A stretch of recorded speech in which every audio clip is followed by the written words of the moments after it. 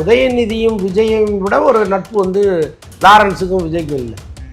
நீங்கள் சினிமா குருவி படத்தை அவர் எடுக்கும் பொழுது அந்த குருவி படமே ரெட் ஜெயண்ட்டுடைய முதல் படமாக அமைஞ்சுது.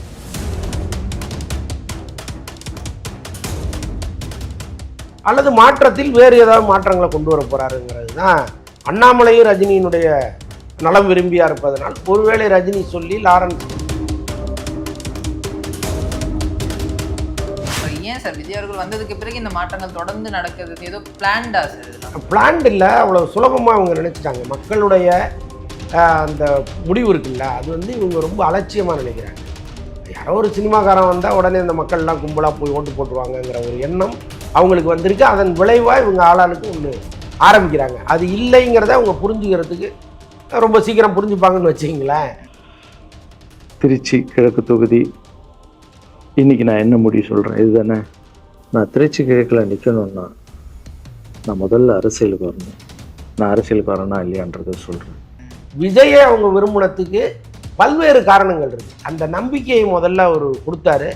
நானே என் கட்டுப்பாட்டுக்குள் வைத்திருப்பேன், நானே கவனிப்பேன் அப்படிங்கும்போது அதுக்கு ஒரு கூடுதல் பயம் ஒன்று இருக்குது அதில். ஸோ அதனால் வந்து இப்போ தான் அவங்க ஆரம்பிச்சிருக்கிறாங்க, ரொம்ப விரைவாக செயல்படுறாங்க. அதை நம்ம தினந்தோறும் செய்திகளில் பார்க்குறோம். போதைப் பொருள் கலாச்சாரம் அதை கண்ட்ரோல் பண்ணுறதுக்கு என்னென்ன ஸ்டெப்ஸ் எடுக்கணும், என்னென்ன முயற்சிகள் எடுக்கணும், இன்னிலேருந்து அதை நான் எடுப்பேன்.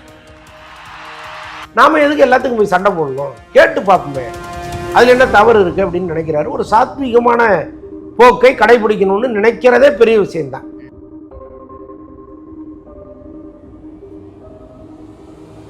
மத்திய அரசை பொறுத்தளவுக்கு அவங்க மாநில அரசு கொள்கைகளோட ரொம்ப முரண்பட்டு நிற்கிறாங்க. பல விஷயங்களில் நமக்கு அவங்களுக்கும் தொடர்ந்து ஒரு பிரச்சனை போயிட்டே இருக்குது.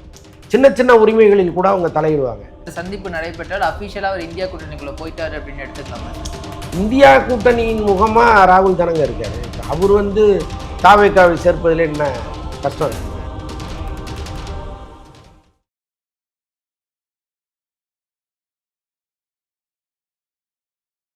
லாரன்ஸ் வந்து இது தொடர்பாக எங்கள்கிட்ட பேசலை, நாங்களும் அவர்கிட்ட பேசலை அப்படின்னு தான் சொல்கிறாங்க.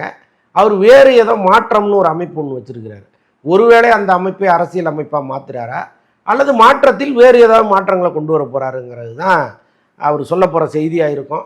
மற்றபடி அண்ணாமலை கட்சியில் இணைவதற்கும் வாய்ப்புகள் இருக்குது. ஏன்னா அவர் ரஜினியினுடைய சிஷியராக இருப்பதனால், அண்ணாமலையும் ரஜினியினுடைய நலம் விரும்பியாக இருப்பதனால் ஒருவேளை ரஜினி சொல்லி லாரன்ஸ் அண்ணாமலை பக்கம் போவதற்கான வாய்ப்புகளும் இருக்குது. கட்டாயமாக தாவேக்காவில் இணைவாருங்கிறதுல அது முழுக்க முழுக்க வதந்தி. சார் இப்போ லாரன்ஸ் அவர்கள் வந்து விஜய் அவர்களுடைய ஒரு ஃப்ரெண்ட் அப்படின்னு நம்ம எல்லாருக்குமே தெரியும். அவங்க ரெண்டு பேர் எவ்வளோ க்ளோஸ் அப்படின்னு. அப்போ அவரை எதிர்த்து அரசியல் பண்ணக்கூடிய ஒரு சூழலுக்கு அவர் ஒத்துப்பாரா சார்? இல்லைங்க, உதயநிதியும் விஜயையும் விட ஒரு நட்பு வந்து லாரன்ஸுக்கும் விஜய்க்கும் இல்லை. நீங்கள் சினிமா குருவி படத்தை அவர் எடுக்கும் பொழுது அந்த குருவி படமே ரெட் ஜெயண்ட்டுடைய முதல் படமாக அமைஞ்சுது. அதுக்கு விஜய் கால்ஷீட்டு அவரை கூப்பிட்டு கொடுத்தாரு. ஆக்சுவலாக உதயநிதி வந்து விஷாலை தான் ட்ரை பண்ணிகிட்டு இருந்தார். விஷாலினுடைய நடிப்பில் சண்டைக்கோழி படத்தை தான் ரெட் ஜெயண்ட் முதல் படமாக பண்ண வேண்டிய சூழ்நிலையெல்லாம் இருந்துச்சு. ஆனால் ஏதோ ஒரு காரணத்தினால அது தள்ளி தள்ளி போயிட்டே இருந்துச்சு. கரெக்டாக விஜய் வந்து உதயநிதிட்ட பேசி நான் டேட்டு தரேன் வாங்கன்னு சொல்லி ரெண்டு பேரும் நெருங்கிய நண்பர்களாக இருந்தாங்க. அதை விட பெரிய நட்பு லாரன்ஸுக்கு இருந்துரும்னு நான் நம்பலை. அவங்களே இன்றைக்கி எதிரிகளாக மாறிட்டாங்க. இப்போ எதிரெதிர் திசையில் பயணிப்பதுங்கிறது அரசியலில் ரொம்ப சகஜமான ஒன்று தான். ஆனால் தொடர்ந்து இப்போ திரு விஜய் வந்ததுக்கப்புறம் லதா ரஜினிகாந்த் ஒரு இயக்கம் ஆரம்பிக்கிறாங்க, அண்ணாமலை ஆரம்பிக்கிறப்ப லாரன்ஸ் சார். ஏன் சார் விஜய் அவர்கள் வந்ததுக்கு பிறகு இந்த மாற்றங்கள் தொடர்ந்து நடக்குது ஏதோ பிளான்டா சார்? இதெல்லாம் பிளான்ட் இல்லை, அவ்வளோ சுலபமாக அவங்க நினச்சிட்டாங்க. மக்களுடைய அந்த முடிவு இருக்குல்ல, அது வந்து இவங்க ரொம்ப அலட்சியமாக நினைக்கிறாங்க. யாரோ ஒரு சினிமாக்காரன் வந்தால் உடனே இந்த மக்கள்லாம் கும்பலாக போய் ஓட்டு போட்டுருவாங்கங்கிற ஒரு எண்ணம் அவங்களுக்கு வந்திருக்கு. அதன் விளைவாக இவங்க ஆளாளுக்கு ஒன்று ஆரம்பிக்கிறாங்க. அது இல்லைங்கிறத அவங்க புரிஞ்சுக்கிறதுக்கு ரொம்ப சீக்கிரம் புரிஞ்சுப்பாங்கன்னு வச்சுக்கிங்களேன். விஜயை அவங்க விரும்பினத்துக்கு பல்வேறு காரணங்கள் இருக்குது. அந்த நம்பிக்கையை முதல்ல அவர் கொடுத்தாரு. ரெண்டாவது வந்து கடந்த 30 வருஷமாக களப்பணி ஆற்றுறாங்க. அவருடைய தொண்டர்கள், அவருடைய ரசிகர்கள் இங்கே வந்து அவ்வளோ வேலைகளை பண்ணியிருக்காங்க. பல ஊர்களில் அவங்க செஞ்ச நலத்திட்டங்கள்லாம் பின்னால் வந்து ஒரு பெரிய நம்பிக்கையை விஜய் மீது ஏற்படுத்தியிருக்கு. ஸோ அதன் காரணமாகவும் தான் அவர் இந்த தேர்தலில் வென்றது. ஸோ அப்படி இருக்கும்போது நாம் வந்து ஒரு இயக்கத்தை ஆரம்பித்து அதை கட்சியாக மாற்றிட்டோம்னா நமக்கு வந்து ஒரு 50 சீட்டு கிடச்சிரும்லாம் அவங்க நம்புகிறாங்க.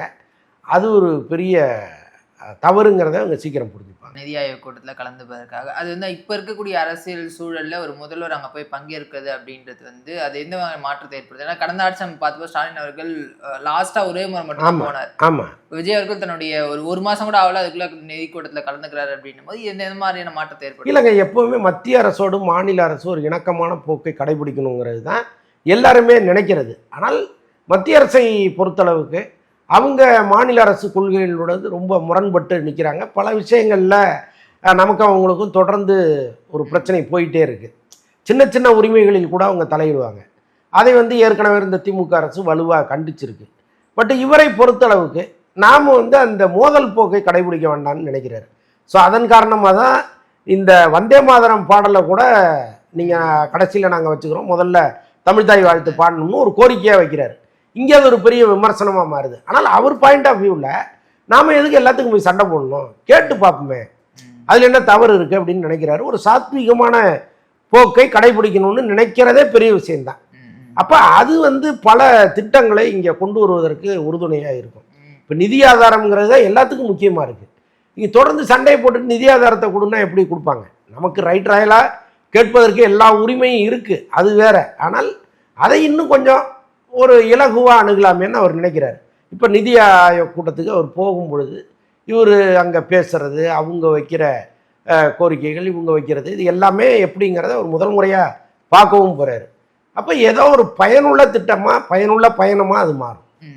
அதே மாதிரி போன முறை அமித்ஷா அவர்களை சந்திக்காது வந்து ஒரு பெரிய விமர்சனத்தை ஏற்படுத்தி இருந்துச்சு. இந்த முறை சந்திப்பதற்கான வாய்ப்புகள் இருக்கா சார்? இந்த மாதிரி சந்திக்க போவதா சொல்கிறாங்க, செய்திகளில் அப்படி தான் வருது. தாவேக்கா வந்து அதிகாரப்பூர்வமாக அந்த சந்திப்பு யார் கூடங்கிறதெல்லாம் சொல்லலை, இது வரைக்கும் சொல்லலை. போன முறை கூட அவர் அமித்ஷாவை சந்திக்க முடியல, அதை அமித்ஷாவே விரும்பலைங்கிற மாதிரிலாம் தகவல்கள் வரும்பொழுது டெல்லியிலிருந்து கூடவே ஒரு தகவல் வந்துச்சு, அவரும் எங்கள்கிட்ட அப்பாயின்மெண்ட் கேட்கல, நாங்களும் அவர் கொடுக்கலங்கிற மாதிரி அமித்ஷா அலுவலகத்திலிருந்து தகவல்கள் வந்துச்சு. அப்போ அது மறுநாள் பெரிய செய்தியாகவும் இங்கே வந்துச்சு. ஸோ அப்படி இருக்கும்போது முதல் முறையாக சந்திக்கணுங்கிற எண்ணத்தோடு அவர் போகிறாரு. அதே நேரம் வந்து காங்கிரஸ் தலைவர்களையும் அவர் சந்திக்கிறார், ராகுல், சோனியா போன்றவர்களையும் சந்திக்கிறாரு. சந்திச்சுட்டு வந்த பிறகு தான் அவர் யாரெல்லாம் சந்திச்சார், யாரெல்லாம் விடுபட்டாருங்கிறது நமக்கு தெரியும். அவரில் அந்த சந்திப்பு நடைபெற்றால் அஃபிஷியலாக அவர் இந்தியா கூட்டணிக்குள்ளே போயிட்டாரு அப்படின்னு எடுத்துக்கலாமா சார்?